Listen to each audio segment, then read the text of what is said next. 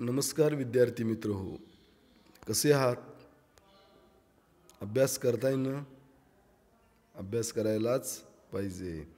स्वाध्याय लिहिलाच पाहिजे. स्वाध्याय लिहा, अभ्यास करा, पाठ्यपुस्तकाचं मनापासून वाचन करा.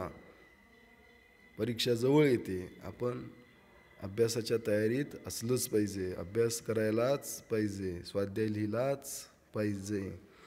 तर आज आपण उपयोजित मराठी या विभागातील तिसरा पाठ अहवाल हा पाहणार आहोत.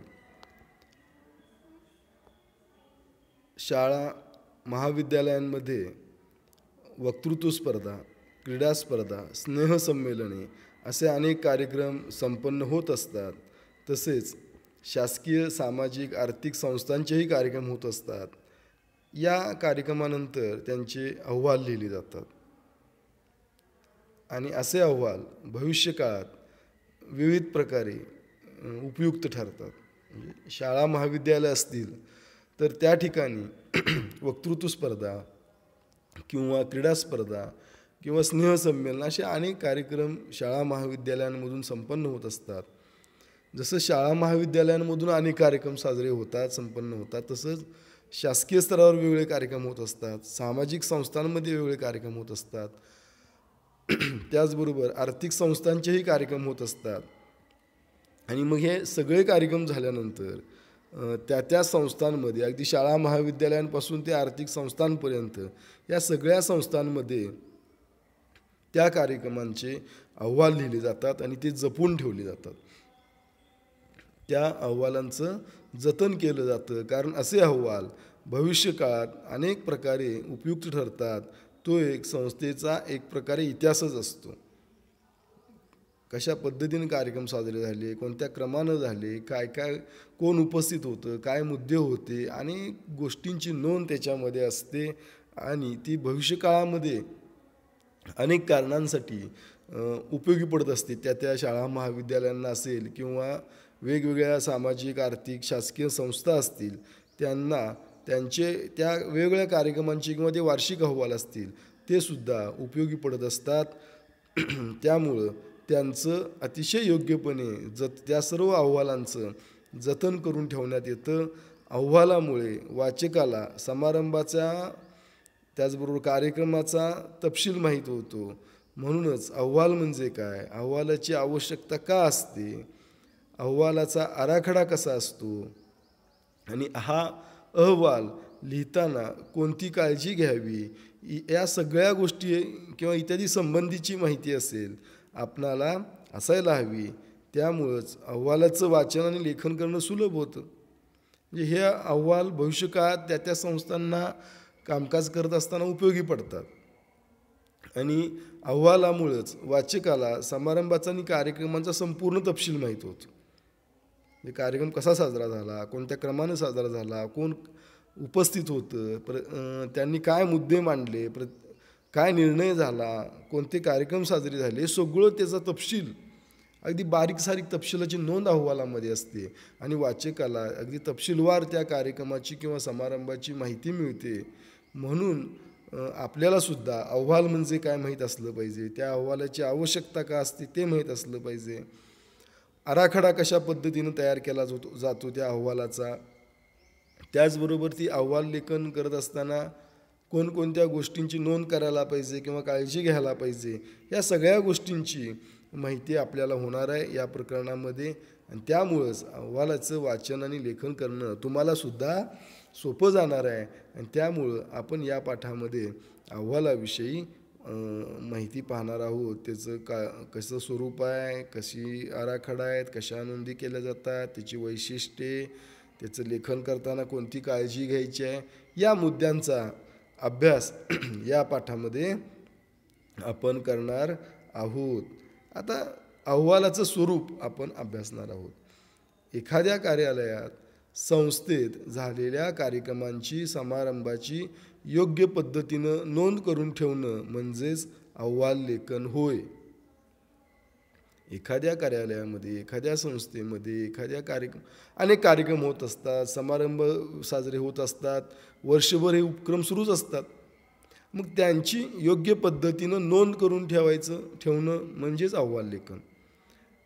कार्यक्रम झाला किंवा एखादा समारंभ पार पडला तर त्याची नोंद, अहवाल लेखनाच्या जी काही पद्धत जी आपण पुढं अभ्यासणार आहोत त्या पद्धतीनं त्या कार्यक्रमाची किंवा समारंभाची नोंद करून ठेवणं म्हणजे अहवाल लेखन होय.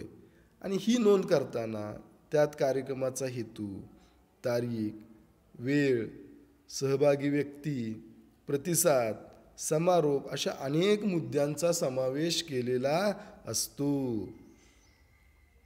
म्हणजे त्या कार्यक्रमामध्ये किंवा त्या समारंभामध्ये तो साजरा करत असताना कोणत्या हेतून साजरा केला, कोणत्या तारखेला साजरा केला, वेळ काय होती, कोण कोण मंडळी अधिकारी असतील किंवा पदाधिकारी असतील, सभासद असतील, ती कोण कोण लोक उपस्थित होती, त्या कार्यक्रमाला जनतेचा, ग्राहकांचा वगैरे किती प्रतिसाद मिळाला, समारोप कशा पद्धतीनं झाला, या सगळ्या आणि याच्या आणखी काही मुद्द्यांची नोंद त्या अहवाल लेखनामध्ये केलेली असते.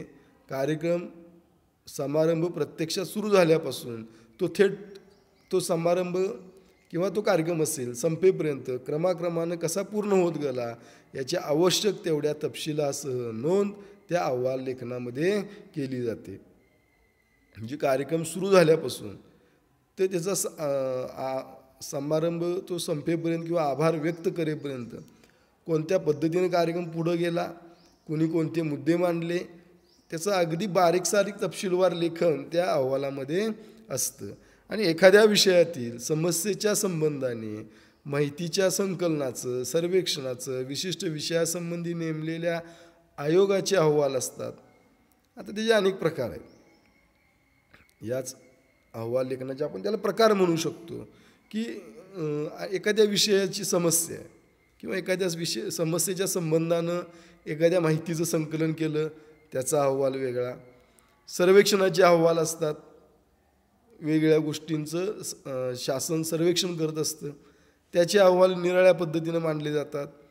विशिष्ट विषयासंबंधी नेमलेले आयोग असतात, त्यांचे अहवाल वेगळे असतात.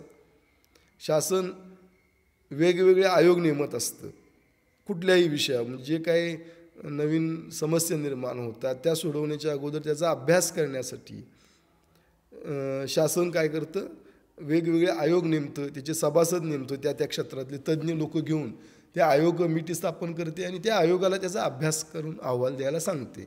मग त्यांनी दिलेले अहवाल आणखी वेगळ्या पद्धतीने मांडलेले असतात. वेगवेगळ्या संस्थांचे किंवा एखाद्या कार्यक्रमाचे किंवा एखाद्या प्रकल्पाचे प्रगती अहवाल असतात किंवा त्या एखाद्या कामकाजाचे तपासणी अहवाल असतात. शासकीय असतील, खाजगी असतील, निमशासकीय असतील, त्या संस्थांचे किंवा त्या संस्थांनी केलेल्या कामकाजाचे किंवा शासकीय कामकाजाचं किंवा एखाद्या प्रकल्पाचं तपासणी अहवाल ते वेगळ्या पद्धतीने मांडले जातात. चौकशी अहवाल असतात, एखाद्या कामाची चौकशी केली जाते, शासन लावतं चौकशी आणि मग त्याचे अहवाल, एखाद्या कामकाजाचा एखादं मोठं काम चालू आहे तर ते कुठंपर्यंत आलं आहे त्याचा आढावा घेतला जातो, त्या आढावाचा अहवाल.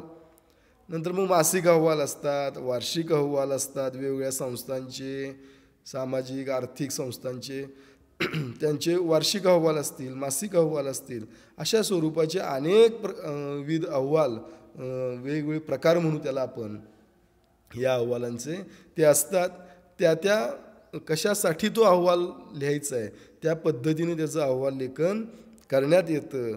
अशा पद्धतीनं या अहवाल लेखनाचं स्वरूप आहे की.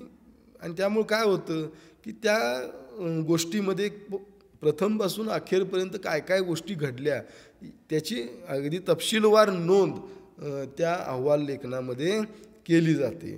त्याचं अशा पद्धतीने या अहवालाचं स्वरूप असणार आहे. आता मग या अहवाल लेखनाची का आवश्यकता आहे? या अहवाल लेखनाची का आवश्यकता आहे कार्यक्रमाच्या, तर ते आपण पाहूया. कार्यक्रमाच्या समारंभाच्या नोंदी ठेवल्या नाहीत तर भविष्यकाळात संस्थेचा विकास, परंपरा इत्यादींची माहिती मिळवण्यात अडचणी येतात. अहवाल म्हणजे एक प्रकारचा इतिहासच झाला. कशा पद्धतीने तो कार्यक्रम पार पडला, कशा पद्धतीने तो समारंभ पार पडला किंवा मासिक अहवाल असतील, या महिन्यात काय काय संस्थेमध्ये किंवा एखाद्या शासकीय कार्यालयामध्ये काय काय गोष्टी घडल्या त्याची नोंद असते ना तपशीलवार. म्हणजे त्याला एक प्रकारचा तो त्या संस्थेचा इतिहासच होत जातो. आणि त्यामुळं या कार्यक्रम किंवा समारंभाच्या नोंदी ठेवल्या नाहीत तर मग भविष्य काळामध्ये संस्थेचा विकास किंवा परंपरा याची कशा पद्धतीनं त्याच्यामध्ये वाढ होत गेली किंवा कसा बदल होत गेला, किंवा त्याची काय विकास परंपरा आहे किंवा काय परंपरा आहे संस्थेची, शासनाची किंवा वेगवेगळ्या कार्यालयांची, हे आपल्याला समजण्यास अडचणी निर्माण होतील किंवा समजणार नाहीत. आणि तसं होऊ नये यासाठी अहवाल लेखन करण्यात येतं. भविष्यकालीन नियोजनासाठी सुद्धा असे अहवाल आवश्यक असतात. विविध संस्था, लघु उद्योग, मोठे मोठे उद्योगधंदे आणि ग्रामपंचायत ते महानगरपालिका अशा सर्व ठिकाणी होणाऱ्या घडामोडींना अधिकृतता प्राप्त व्हावी यासाठी सुद्धा अहवाल लेखनाची गरज असते. जसं त्या संस्थेच्या परंपरा कळाव्यात, संस्थेचा विकास कशा पद्धतीने झाला हे समजावं यासाठी त्या अहवाल लेखनाची आवश्यकता आहे. त्याचबरोबर भविष्यकालीन नियोजन करायचं आहे, कशा पद्धतीनं पुढं जायचं आहे ते ठरवण्यासाठी सुद्धा अहवाल लिहिणं आवश्यक असतं किंवा त्या अहवालांची आवश्यकता असते. विविध संस्था आणि लघुउद्योग, मोठमोठे उद्योगधंदे, ते अगदी ग्रामपंचायत असेल, महानगरपालिका असतील, त्या सर्व क्षेत्रामध्ये किंवा सर्व संस्थांमध्ये, मग सामाजिक असतील, आर्थिक असतील, निमशासकीय असतील, त्या सर्व संस्थांमध्ये ज्या काही घडामोडी घडतात त्यांना अधिकृतता प्राप्त व्हावी, याचं काहीतरी पुरावा म्हणा किंवा एक अधिकृत कागदपत्र म्हणून या अहवाल लेखनाची आवश्यकता असते किंवा गरज असते. एखाद्या समस्येच्या संदर्भात योग्य निर्णय घ्यायचा असेल किंवा सार्वजनिक क्षेत्रात एखादा महत्त्वाकांक्षी उद्योग किंवा उपक्रम सुरू करायचा असेल तर अगोदर त्या संदर्भात योग्य ती माहिती घेऊन अहवाल तयार करणं आवश्यक असतं. एखादा निर्णय घ्यायचा आहे एखाद्या समस्येच्या संदर्भात, तर त्याची योग्य ती माहिती घेऊन अगोदर त्याचा अहवाल तयार केला जातो. ते आयोग, कमिटी असेल किंवा आयोग असेल किंवा काही त्यांची समिती नेमून ते अहवाल तयार करतात एखाद्या समस्येसंदर्भात.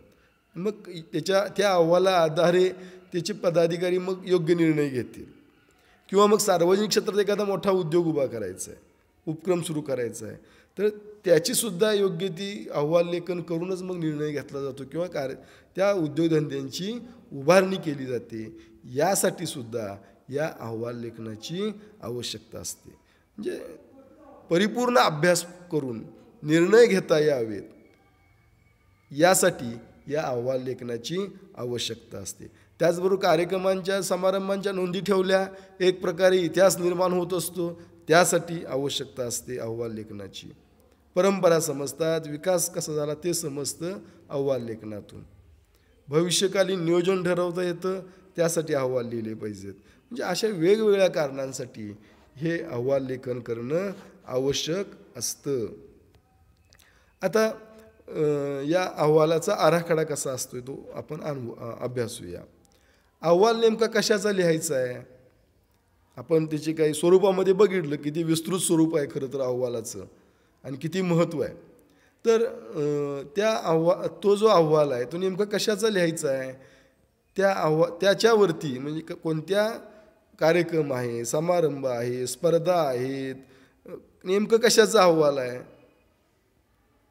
तर त्याच्यावर आधारित त्या अहवालाचा आराखडा अवलंबून असतो. एखाद्या संस्थेचे कार्यक्षेत्र नेमकं कोणतं आहे, त्याचा विषय कोणता आहे त्यांचा, इत्यादीनुसार सुद्धा अहवालाच्या आराखड्याचं स्वरूप बदलतं, मुद्दे बदलतात. कारण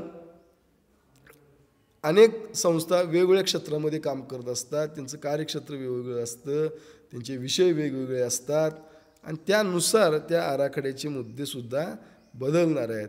महाविद्यालयातील एखाद्या वक्तृत्व स्पर्धेचा अहवाल आणि क्रीडा स्पर्धेचा अहवाल यांच्या आराखड्यातील मुद्दे वेगवेगळे असू शकतात.